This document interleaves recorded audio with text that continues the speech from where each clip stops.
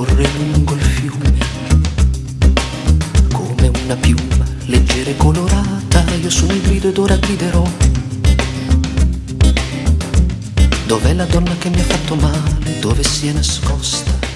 Ja, dag dames en heren. Welkom bij Koetsje door het Krijtland. En zo wie het gezien ben ik nog even aan het genieten van de laatste prachtige herfstdagen van dit jaar. Ik heb het gezet metgenomen om eens te kijken wat het laatste nieuws is. En in die gezet denk ik hoe ik best wel geschrokken van ben. Men was namelijk van plan om deze karakteristieke riebuim hier op de IJzerling om te gaan zagen. Een plaats te maken voor kiersjebuim of zo gaat. 20 jaar geleden zijn er ooit een keer plannen gemaakt voor een ruiverkabeling en een herinrichting van het gebied wat dan genoemd wordt Mergeland Oost. En toen is bepaald geworden dat het landschap aangepast zou worden aan allerlei eisen die men daar aan stelde. En dan zouden deze buim dus bliekens landschaparchitecten die ervoor doorgeleerd hebben, niet in dit landschap toeschuren en neem je passen. En dat moet gedaan komen. Gelukkig is dat op het laatste moment voorkomen worden. Onder andere door ingrijpen van de wethouder. En daarmee blijven deze buim bewaard. En misschien kregen ze nu het meer aandacht, werden ze het nog wat beter verzorgd en werden er misschien nog wel een paar bijgeplant.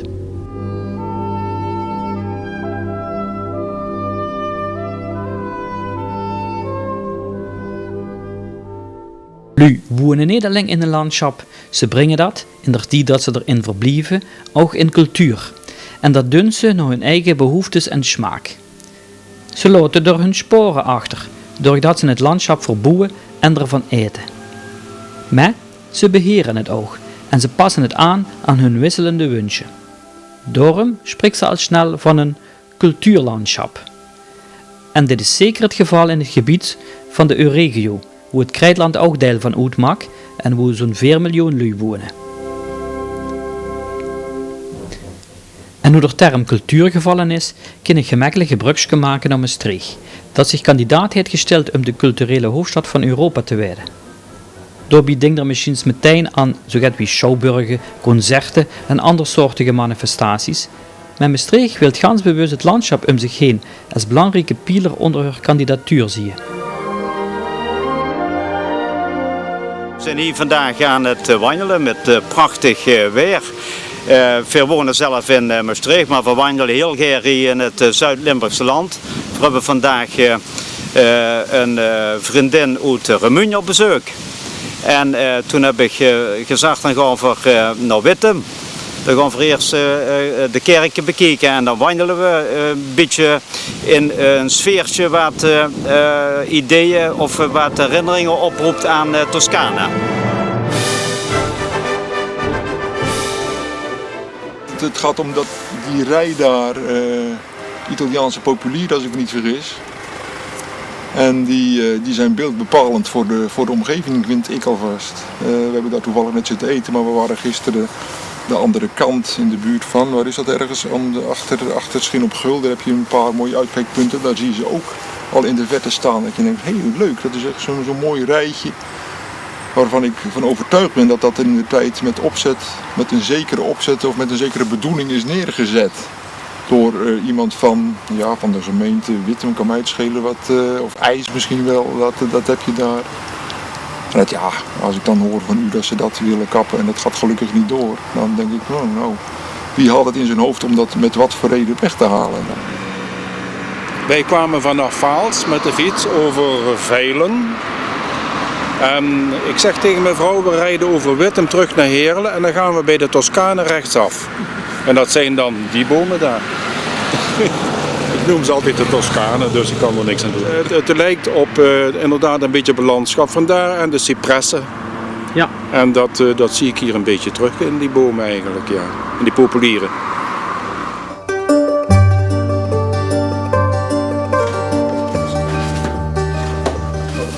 En of Zuid-Limburg inderdaad lijkt op de Toscane, de prachtige streek in Italië, dat vroeg ik aan Jo Havenit uit Elkro, die de Toscane goed kent en er een boek over heeft gemaakt. Yes. Klooster Wittem. En Piccolo Toscana. Piccolo Toscana. Hè? Piccolo Toscano op de IJzerling, kan ze zeggen. Hè? Ja.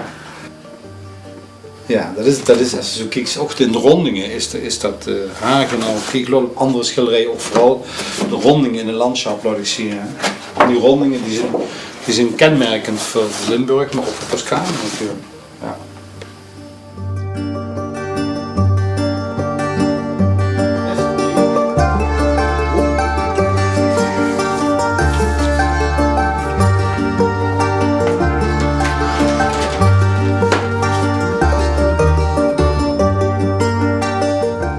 Natuurlijk ook een skyline, hè.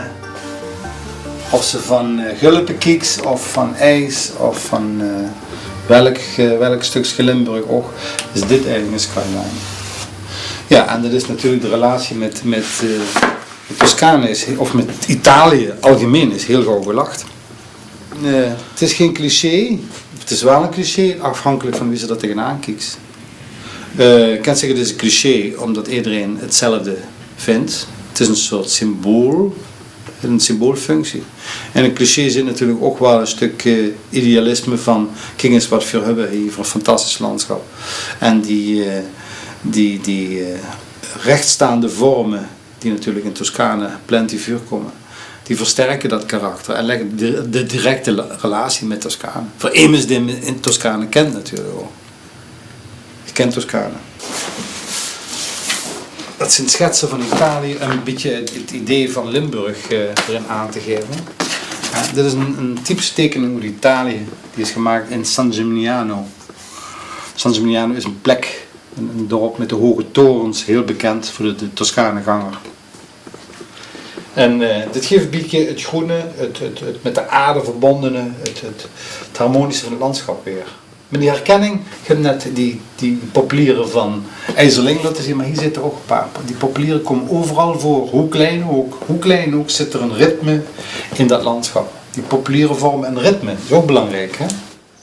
Met haven het Zuid-Nederland maar overeenkomsten in de beide landschappen, maar ook in de culturen. Ja, we kennen allemaal de schutterijen, maar deze heb ik gemaakt vorig jaar op de Piazza Medici in Florence.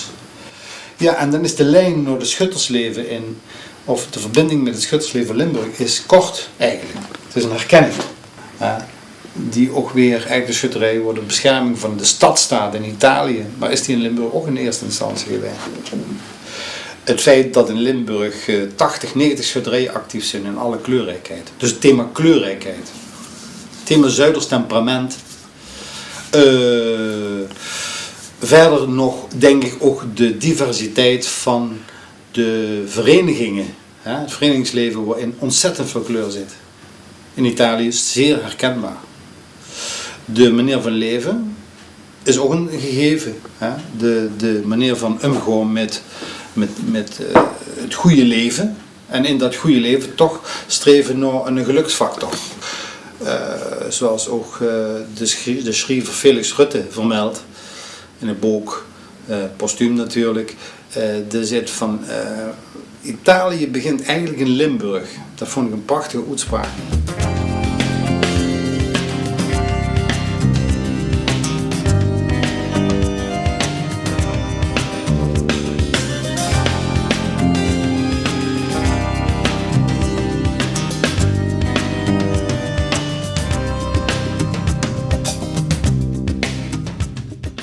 Ik kan me nog heel goed herinneren dat die boom hier voor 1960 geplant moeten zijn. En de functie was om als windschutting, dus aan ingesloten haagmarken van Italiaanse populieren.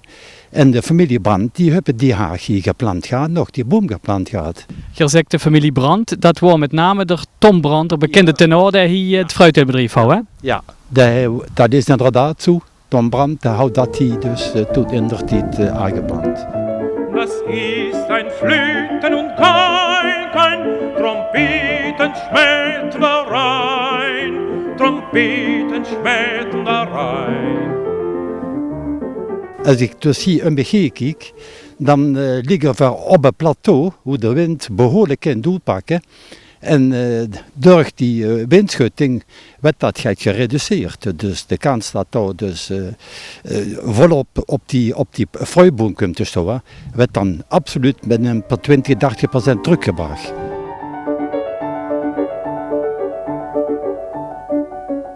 Ik had bij de brand gewerkt en naar Engelmond, dat was 24 jaar daar in het bedrijf dus.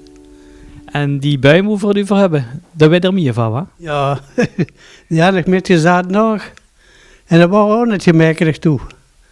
Want langs de Kaasterdop, dat was het oerheil, dat was van overdag kwijt, vrij ook verder te krijgen, dus voor een bumke te zetten. Waarom wordt dat zo heil? Wat zou dat eigenheid? Voor van de steeslag. Dan moet ze alles met de schub vooruit. Ja, hoe bouwen ze dan met de tractor, zal we zeggen, zitten ze zo vanaf. Maar doen we wat. En zo van met een maand of 10 op een rijbaan verdaan en leuker maken. En dan komen ze nog niet weer. En dat waren grote strekken daar. Zijn er vuilige net geduid worden. Die rechte grens van het bedrijf, die waren gans toegezet daar aan die kant. Dus achter monumenten zo op de kaas gedaan. Daar was toegezet van het bedrijf. En dat bedrijf, ja, dat wordt toch 27 hectare. Met de huisbouw en al die ruimte erbij. Daar wordt die ganse streek, er zit er nu veel van voeten verhalen. Maar toen wordt het al, je hebt er meter, zullen we zeggen, hoe dingen gezet. En wie lang is dat geleden? 50 jaar zie ik, maar ik had het op 55 jaar zelfs. Want ik ben al 40 jaar weg daar. En ik weet dat ze groot waren. Voor de voeding, dus dat kan net op 2 jaar, zo het gebeuren. En aan de hand van een oude foto werd er Jacques Gulpe goed te vertellen wie het werk in de fruitaanplant ruim 50 jaar geleden geweest is. Met zijn geweer moet ze met spuiten. En ik weet, wenn we daar langs die struik komen, dan wordt er maar gedreend. Dan horen we dat dan maar in die struik. Dus dat een grote doel waren, wie dat apparaat nog was. Zolang staat er geleden. En dat was dat preut daarvoor. Doorgang daar rond en die konden verder zo zeggen, komen op de fruiterij, uit de boom. Struik dan door. En de drie, dat was helemaal gewend, zo ze op dat die spuit het tot. Ik weet dat toen. En de man en vrouw kwam, gauw ze net gezien hier. En de drie, de vrouw met die spuit door. Zo gewoon ze wat af, gauw ze gaan het zien, maar die vandaag meekregen. En Alexander, dat is 55 jaar, denk ik wel zeker dat is. En als er daar aan het werken wordt, zorgt er de andere meneer Brand zelf ook wel eens? Kom maar eens kijken, ja. Maar dat moet er voor hem zeggen, maar. Hij zong niet voor u? Nee, hij is ook niet vroos. Wie moet er zeggen?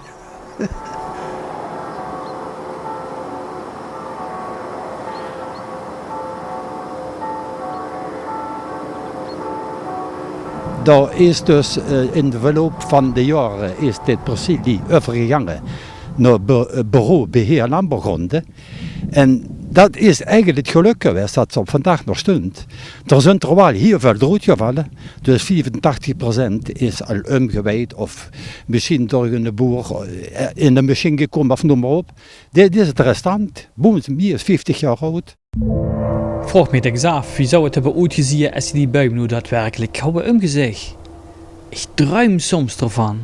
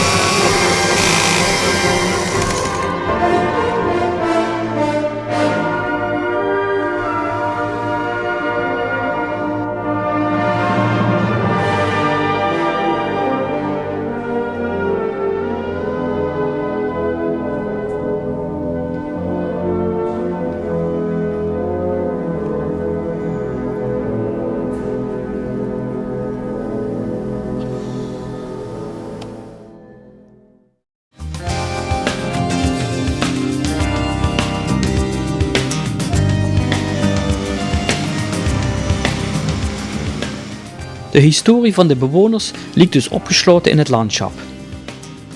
En wat voor immers hen ziente is gevormd door eeuwen van wonen en werken in en met het landschap. De sporen daarvan zijn overal zichtbaar, maar ganz specifiek in de kleine details. De kleine landschapselementen die markeren ons geschiedenis en ze bepalen de eigenheid en de aantrekkelijkheid ervan.